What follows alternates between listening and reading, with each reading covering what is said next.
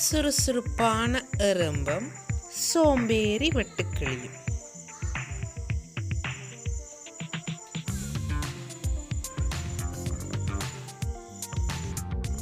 ஒரு அழகான கோடை காலத்தில் வயல்வெளி எங்கும் பச்சை பசேலென இருந்தது.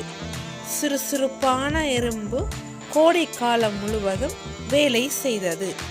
தன் குளிர்கால உணவை சேகரிப்பதற்காக தானியங்களையும் விதைகளையும் தன் புற்றிற்குள் கொண்டு சென்றது.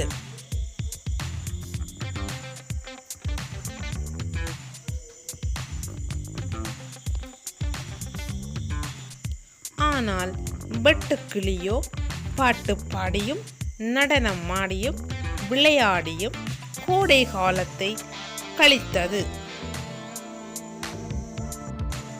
வெட்டுக்கிளி எறும்பிடம் சென்று, ஏன் இவ்வளவு கடுமையாக உழைக்கிறாய்?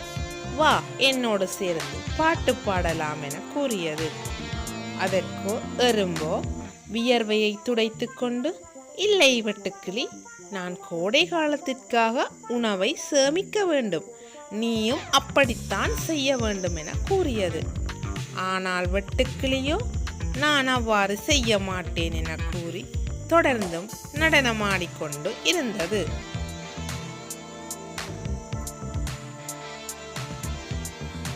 எறும்பு கூறியதன்படி மிக விரைவாக கோடை காலம் முடிந்து பனிகாலம் ஆரம்பமாகியது.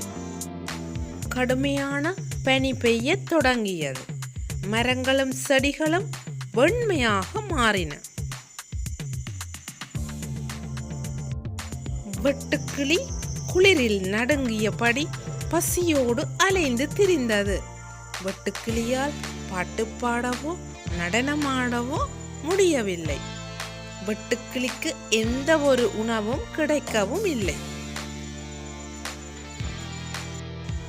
ஆனால் எறும்பு தன் புற்றிற்குள் குடும்பத்துடன் கதகதப்பாக உட்கார்ந்து தான் சேமித்த உணவை மகிழ்ச்சியாக சாப்பிட்டு கொண்டிருந்தது.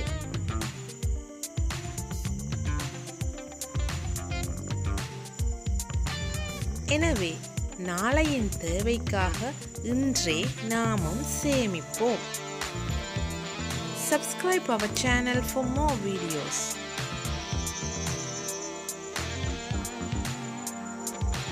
Thank you for watching.